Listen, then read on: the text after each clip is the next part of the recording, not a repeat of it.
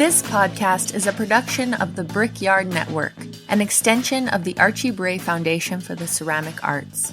To find out more about our lineup of ceramic podcasts, visit brickyardnetwork.org.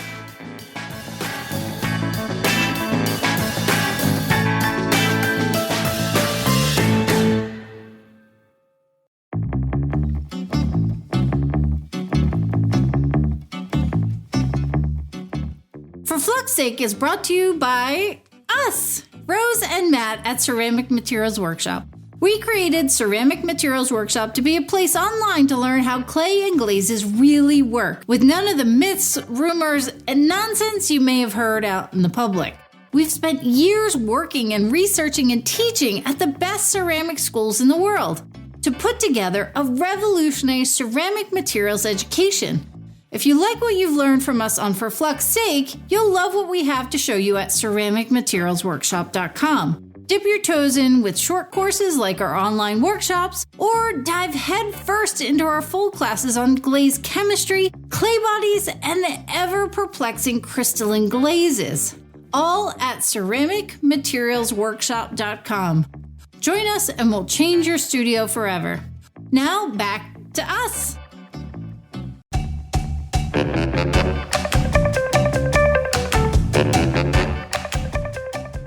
Hello, my name is Kathy King, and welcome to the For Flux Sake podcast. I'm coming to you from the Harvard Ceramics program in our fair city, Allston, Massachusetts. I'm here with Rose and Matt Katz of the world-famous Ceramic Materials Workshop, and they are ready to answer your burning questions about clay and glaze.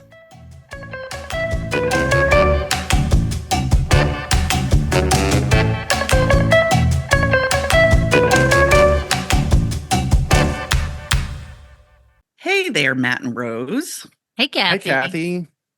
So we've decided to do something a little different today, and we wanted to keep our attention on to North Carolina and all those amazing artists, potters, craftspeople that have been impacted by Hurricane Helene. We're a little bit behind the times, but actually I think that this is a good time to do it because often with natural disasters, they hit and then people forget and they move on with the rest of their regular lives. And our recording schedule put us a little behind on the news, but it's definitely worth talking about. Absolutely. That day, in fact, that the hurricane hit, we were supposed to record a Fluxed Up with the dear Susan Fagan, the Penland Clay coordinator. And she had just sent a message to Ben saying that she was really concerned about how the wind was blowing. I mean, and who would have guessed, what the end of that day was going to bring? It's just really incredible.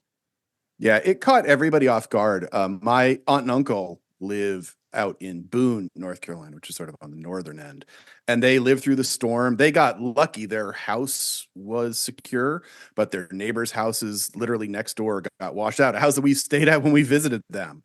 Yeah, mudslide took the whole side of it out. Yep. Yeah. And they were all trapped and for days, no electricity, and they're back up and running now. And, one thing we do want to say is obviously that this goes out to everyone. It's a horrible tragedy. And this happens all over the world, but this is one that, the greater community is important, but we are a ceramics conversation. And if folks who are not from the East Coast or from the US don't know, that area is specifically a very ceramics heavy area. It is one of the few regions in the United States, like the Ohio, Western New York region, that are where ceramics in America lives. It's a concentration of ceramic artists and manufacturers and mines, and a lot of our community has been hit really badly. And so we wanted to talk about it and what we know and some things to think about. Yeah, so we're it was harrowing to hear about Asheville, and then going about an hour away, you were at the area around Penland School of Crafts, an amazing craft school that my wife and I consider that we grew up as artists at, and we met each other there, and so many dear friends. But the area around there, Spruce Pine, Bakersville, Marshall was just hit so hard. And it was such a harrowing weekend of being on social networks, just looking to see who someone had heard of being okay, like if you know Penland, when we saw like the Bringles are okay, that means Cynthia and Edwina Bringle, who are such important parts of the Penland School of Crafts. Like, I mean, it was really just wild. Yeah, and we should say that right now it does seem like everyone in the ceramics community did survive with no major injuries, which is great. But a lot of people, some people, like you say, the Bringles, they were okay. There was a huge search in our CMW online community for one of our longtime students, Mike Hamlin, who he was just detached. No one, there's no cell service, no electricity. He was okay. His road got washed out. But luckily there was no loss of life that we're aware of to this point. Now, of course, we should say we're sort of semi-reporting on this. We may be wrong in some of our details, and so we're doing the best that we know from our social media feeds and what we know. But there was no loss of life, but there were many parts of our community that were completely devastated. There are studios and makers and parts of the communities whose literal buildings do not exist anymore. And yeah, I mean, some people that their lives have been changed by this, and it affects the whole ceramics community. We don't know everyone who's out in this area. It's a big community, so of course we're thinking about everybody. But yeah, we wanted to focus on a couple of things that we know that have hit and will hit the community as a whole because of this. And the businesses that we know of, such as High Water Clay, Mud Tools. I mean, to just imagine those devastated and gone is completely gone. Just a mind meld. Yeah. Let's start with High Water. Producer Ben is here on the line, and Ben, you have some connections at High Water. What was the status? What happened at High Water? What do you know? Yeah, so where they're situated on the river, there you can see the river in a non-flood stage. You can stand in their parking lot and see the river like it is within a baseball's throw to the river. So when it flooded, the High Water building just filled up with water. And I saw a video that one of the workers had posted, and it had filled up. It's hard to estimate, maybe 15 or 20 feet. So that means their clay mixer is toast, I would imagine, because that's a massive mixer that has so many electronic components. Ironically, a lot of the clay in the video I saw is still sitting there, but a lot of these companies, because of the liability regulations, you can't really sell things. This is not a legal statement, I want to say. Disclaimer. It's hard to sell things that have been in a flood, because then if something else happens, then your company is liable. So my understanding is they're going to be down for 18 months at least. That was the earliest estimate that they could come back in 18 months, but they would have to open in a different location. Yeah, and that equipment all has electronics all over it. And I mean, imagine some of the basic like auger and bodies are okay, but yeah, replacing all those parts is going to be unbelievable. I mean, my question would be I don't know what insurance would do with the equipment, if that's considered salvageable, or is it like, when you get in certain types of car accidents and it doesn't seem all that bad, but the insurance company is like, nope, you're not running something with, 483 phase electrical for your big mixer or do you have to get a whole new one? And that would be really ugly. And that's much less moving locations. It's basically starting an all new business and dealing with the tragedy of what they've got on their hands. So I have had a lot of people contact me that relied on High Water Clay. Obviously there is the effect on their businesses. A bunch of people have said, I can't get High Water. My work relies on it. These are people that were unaffected by the storm, and what should they look for? I definitely would encourage people to spread the word as to what they know for alternatives for some of their clays. I will say for our website, we've got our commercial clay body profiling, which we've talked about, and we've done a couple of High Water clays, not many, but we do have a couple out there. But there are, that is one resource to look at if you're looking for a comparable clay from another clay company, because you're going to have to use something else if they are out for that long. You definitely want something else, but maybe go to Rose and I have a Facebook group, Ceramic Materials Education. And if you know of a relevant equivalent, if you used to use High Water and then you move to Texas and that you've got a substitute body that you like or something like that, please please share that because it'll help just everybody, because it's not just the company that's out. Just makers trying to make are hit by that, and that definitely can be Yeah, well, and stressful. it's not just the high water in North Carolina too. That Florida building was hit by a different hurricane, so they're really affected. Mhm. And it's not Right. just, oh, I'll just get it from a different source. Yep. They were one of the big suppliers for all of Florida. So outside of, big companies like that, for those people whose studios, I mean, God willing, hopefully they're fine, but they have experienced flooding, what do they do, or what should they be thinking about in terms of what they are salvaging between clays or dry materials? I mean, if dry materials get wet, you're kind of at a loss there. You can't dry it and get the same material back, unfortunately. Especially with what were really muddy floodwaters, it's going to contaminate a lot of iron, a lot of silt, a lot of things that'll really get in there. So yeah, dry materials are probably done for if they weren't airtightly sealed. The clays. Okay, Ben. Yeah, I was just going to ask, what do you think about sealed bags of clay that got wet on the outside of the cardboard box, but that seemed to be okay with the clay inside? They're mostly okay. I mean, unfortunately, most bags of clay that the sealing is a rubber band if you're lucky. A lot of places aren't even using rubber bands anymore. They just twist them closed and use the weight of the clay to keep them closed. And so, but if you're pretty confident that water hasn't gotten in it, it should be okay. Yeah, don't keep them in the box that got wet, Mhm. but yeah, label your clay body. So when you come back to it, you know what it is. If you're doing that with a Sharpie, label it twice, everybody, 2 separate locations. The number of things I've labeled with a Sharpie that rubs off on a little bit, then you don't know what it is. So label it twice. Really Oh, yeah. fascinating. They're not as permanent as they say they are. Wow. Yeah, a little alcohol will take it right off. And I'm not saying what kind. Mostly vodka. I know also we have been hearing rumors about the mines that are located around the Asheville and Penland School of Crafts area. What have you heard about those? So that is the one that just came across my desk from some of my little birdies out there in the supply world. That yes, that again, treat this as a rumor, but I trust the source I got it from. I have not heard it directly from the company, but that the Minspar mine is closed for the time being. I do not know the status of it.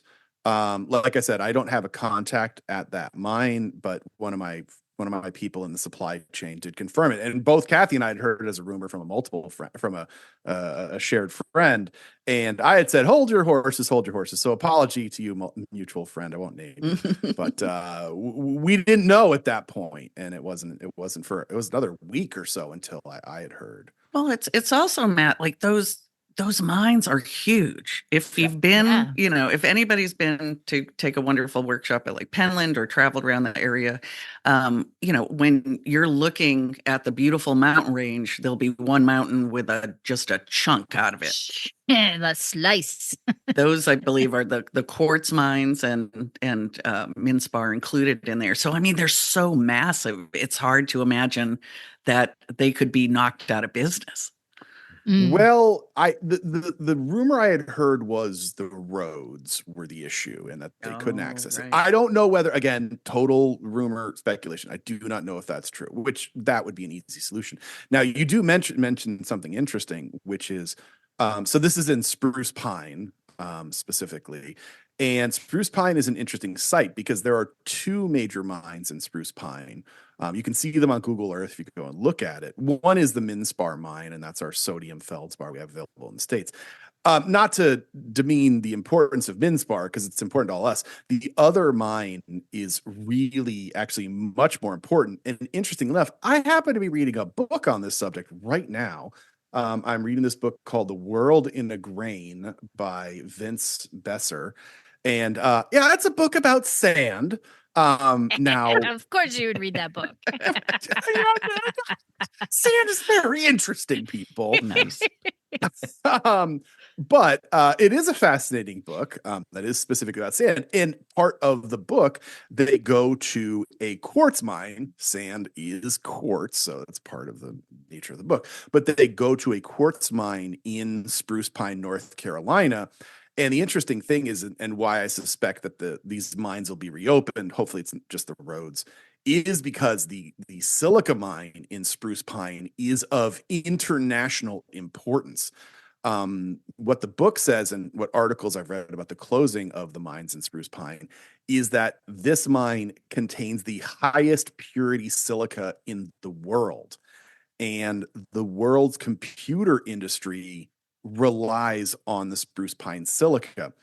So if you don't know how computer chips are made by growing a wafer of silicon, or growing a crystal of silicon, not silica, which has the oxygen, but just pure silicon. Well, the way that they do that is that they melt the silicon, and it has to be melted in an insanely pure crucible. So literally the melting vessel. Those crucibles are made of the Spruce Pine silica. So what they do is that they actually, it's really cool how you should check out how they make silicon wafers. You can see YouTube videos and stuff, but they have a seed crystal and they have a little arm that they embed in the molten silicon, and then they begin to extract the seed crystal, and it grows, I think they call it an ingot, but a huge cylinder of pure silicon, and it's one crystal. So it's one single crystal, and it makes this huge, like, cylindrical thing. And then they take that and they slice it, and then they polish it, and then they etch that. And that's what literally the computer chips are made of, is this pure etched silicon. But they can't make the silicon ingots without the silica from the Spruce Pine mine. So Wow. I suspect that they will do their best to get that open, because literally, you're all listening to us because of probably chips that were made involving Spruce Pine silicon. Or silica, Yeah. and so that'll happen. The one downside, hopefully is not the case, but again, this is all speculation, is if the mines flooded, which is a distinct possibility. A lot of these mines, and again, you can check them out. Just go to Spruce Pine, North Carolina on Google Earth, and you can literally see one of the mines is right by the airport. That they are these big pits, but they're pits of stone, and pits of stone usually don't have drainage. There's not a natural outflow source. There used to be 3 different sodium feldspar mines in the US, one called NC4 and one called Kona F4. And they were somewhere similar in the area. I don't know exactly where they were, but they actually closed at the same time. And the story is that both mines, they're actually mining the same deposit of feldspar, and that they flooded, and they could not evacuate the flooding because there's no drainage. They've got to pump it out. And if they, and there's a lot of water that'll build up very quickly. So if that is the case, it might be very bad, but we just don't know at this point. So, but yeah, so the Minspar, the supply chain people that I've talked to have said that they're switching to nepheline cyanide for the time being. It's not that big of a change chemically. It's easy enough to substitute for. But if you do rely on Minspar, I'm not trying to send a rush on the market. I don't know what it'll be. But yeah, there's going to be some limitations on that one in the not too distant future.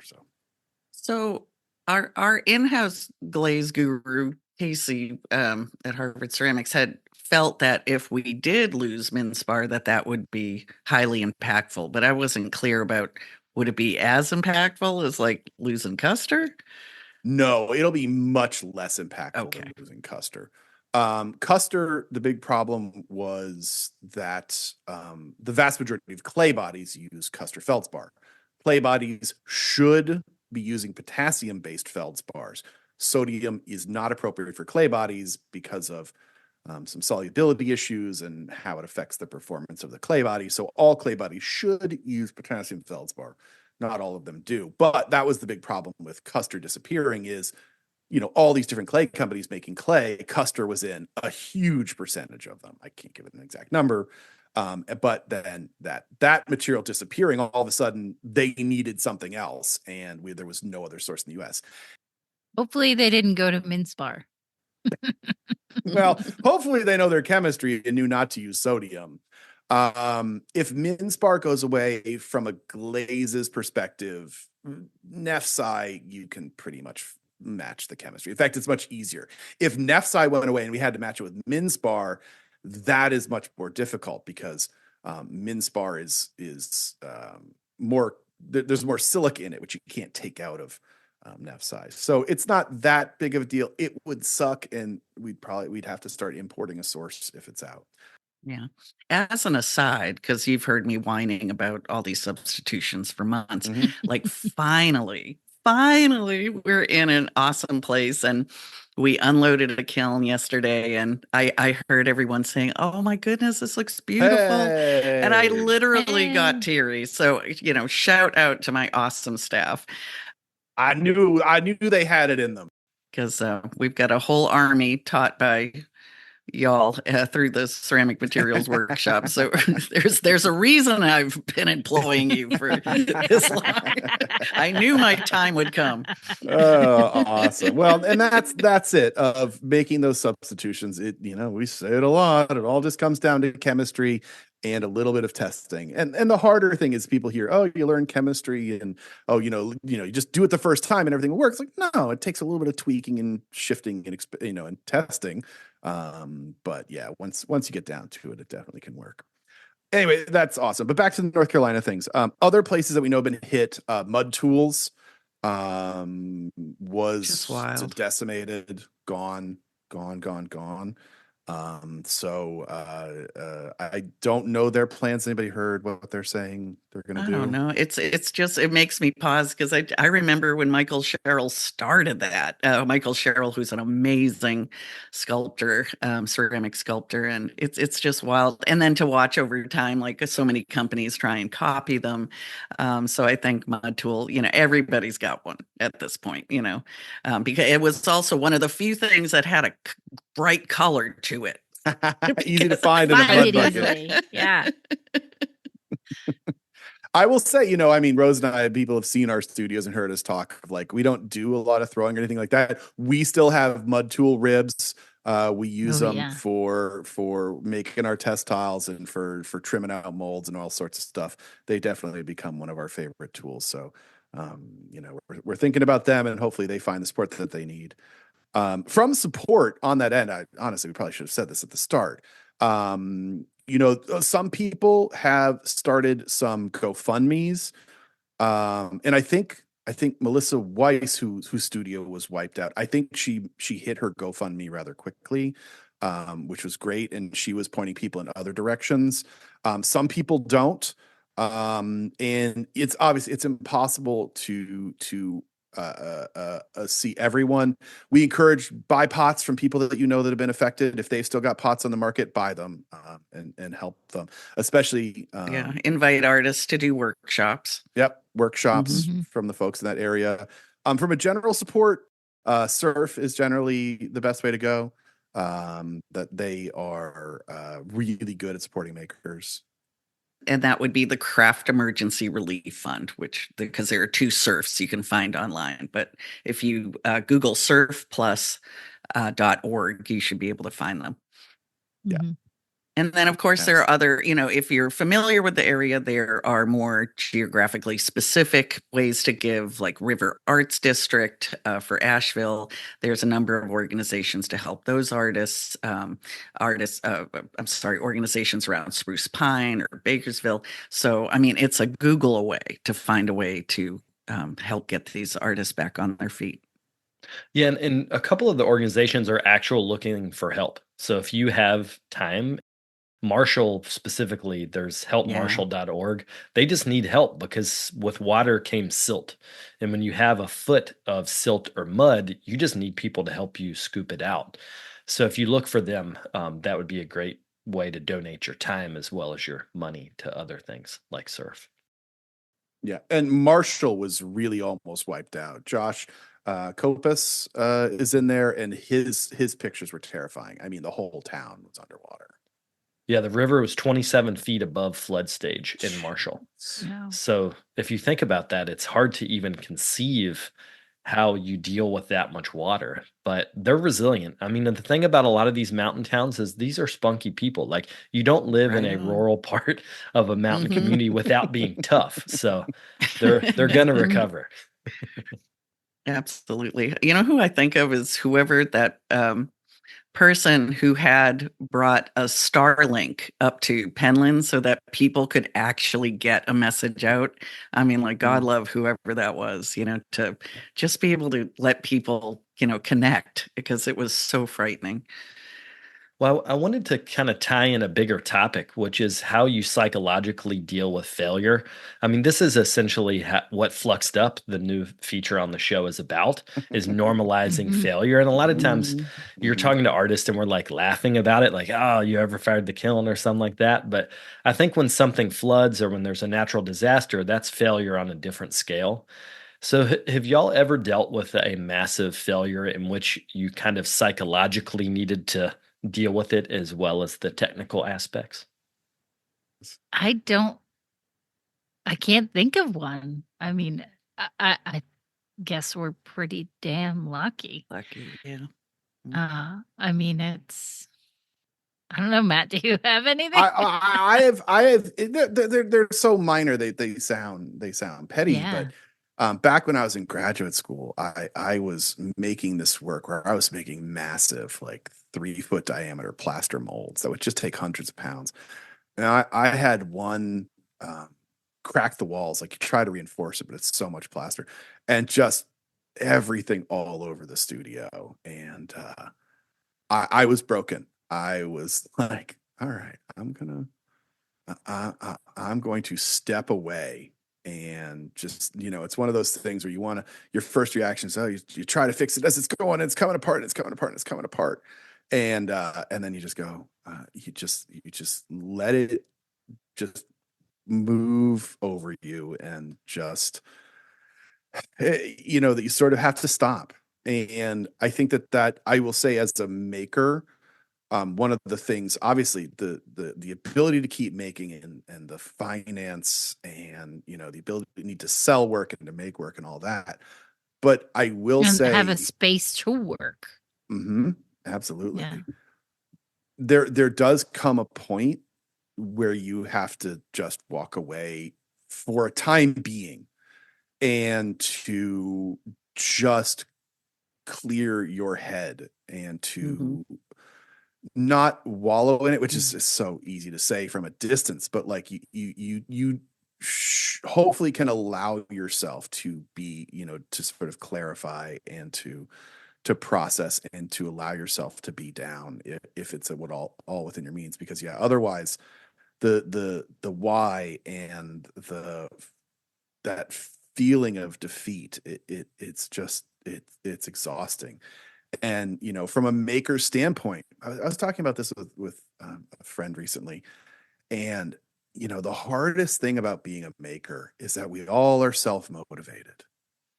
If we don't get up in the morning and decide we're going to do that project, it's never getting done.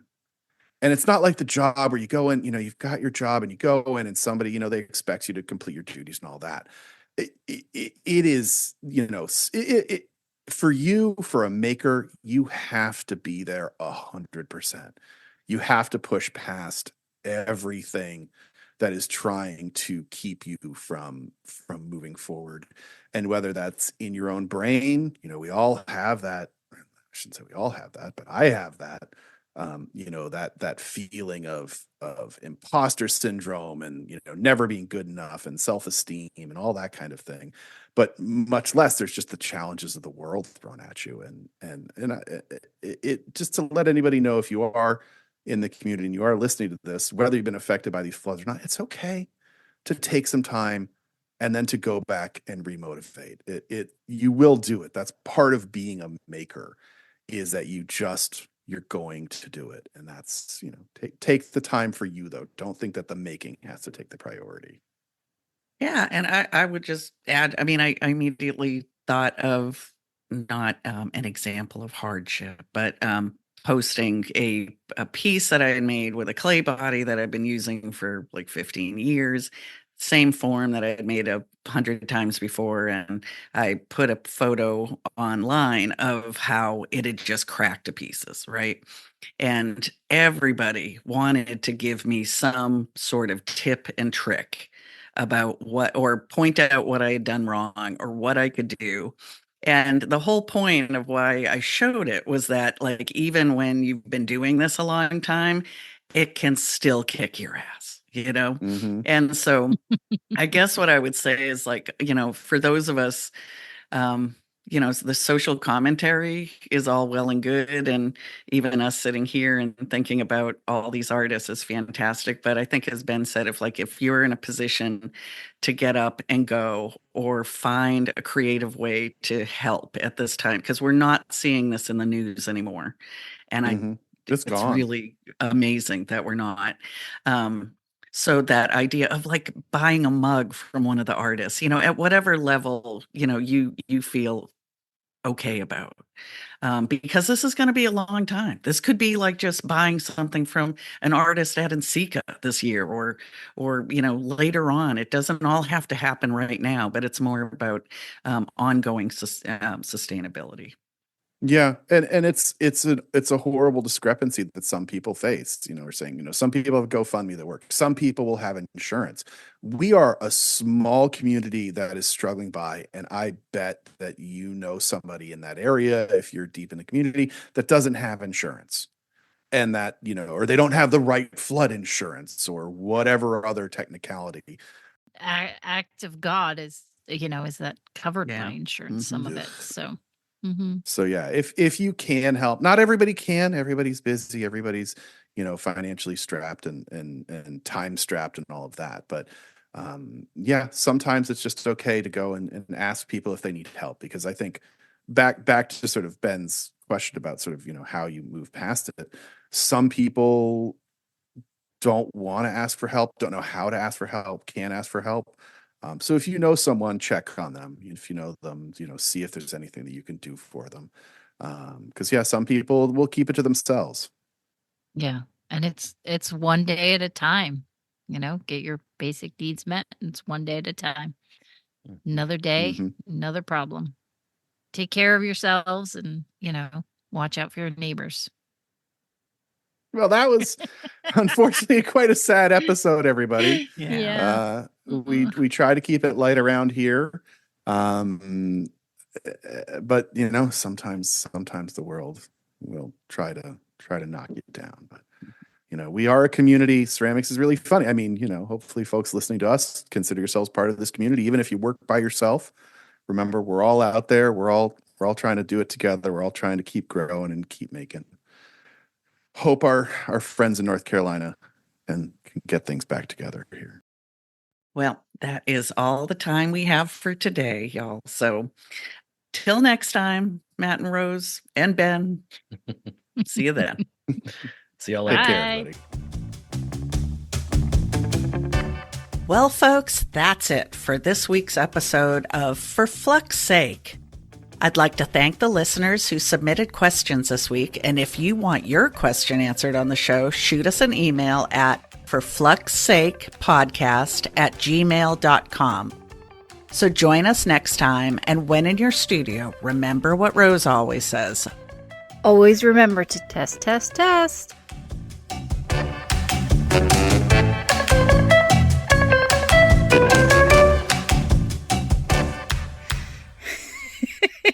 This is a test of the emergency glaze system. Beep.